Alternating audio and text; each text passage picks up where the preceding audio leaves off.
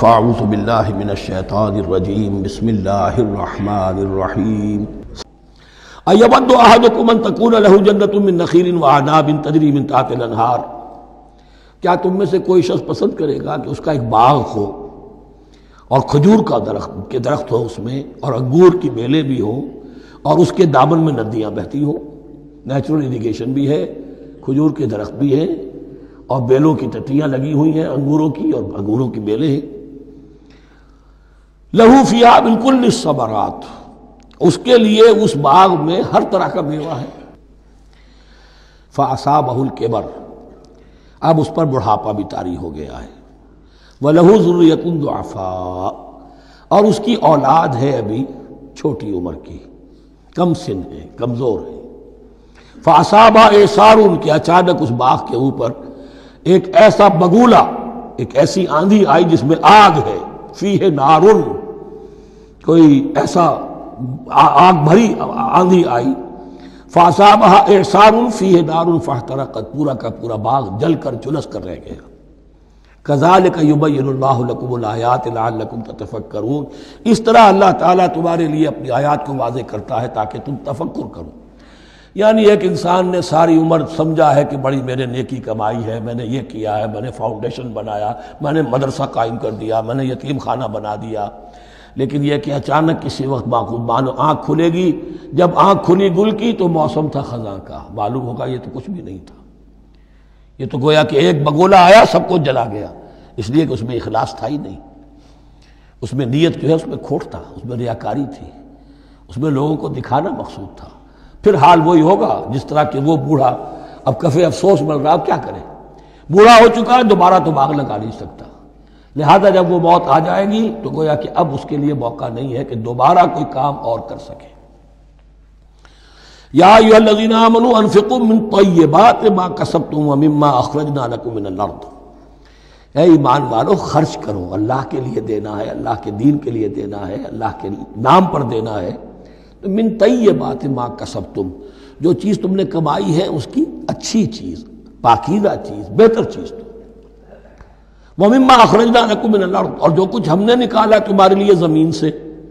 اب زمین سے ظاہر بات ہے جو بھی نباتات آ رہی ہے، چاہے وہ کوئی چراہ گاہ ہے تو اس کے اندر سے جو ہے وہ بھی ہریاول ہے تو اللہ نے پیدا کی ہے، کھیت کے اندر آپ نے محنت کی ہے، ہل چلایا ہے، بیج ڈالے ہیں، لیکن یہ کہ فصل کا اگانا تو آپ کے کام ہاتھ نہیں ہے، تو اللہ کے ہاتھ میں ہے۔ تو جو کچھ ہم نے نکالا ہے تمہارے لیے، وَمِمَّا أَخْرَجْنَا لَكُم مِّنَ الْأَرْضِ وَلَا تَيَمَّمُوا الْخَبِيثَ مِنْهُ، اور اس میں سے ردی مال کا ارادہ نہ کرو، تنفقون، کہ اسے خرچ کر دو، زکوٰۃ دینی ہے، عشر دینا ہے، تو جو ردی چیزیں ہیں، اب بھیڑوں بکریوں کا غلہ ہے، ان میں سے اتنی بکریاں نکالنی ہیں، اتنی بھیڑیں ہیں، تو اب جو ذرا کمزور ہیں، لاغر ہیں، بیمار ہیں، نقص والی ہیں، گنتی پوری کرنی ہے نا۔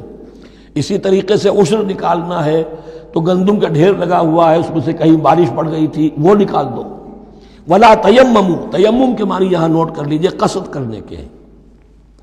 ولا تیمموا الخبیث منہ، کہ اس میں سے جو ردی مال ہے، جو ناپسند ہے، اس کا قصد نہ کرو، تنفقون، کہ اسے خرچ کرو، ولستم بآخذیہ، اور تم ہرگز نہیں ہوگے اس کو لینے والے۔ ایسا بھی تو ہو سکتا ہے کہ تم محتاج ہو جاؤ اور تمہیں ضرورت پڑ جائے، پھر اگر تمہیں کوئی ایسی چیز دے گا تو تم قبول نہیں کرو گے۔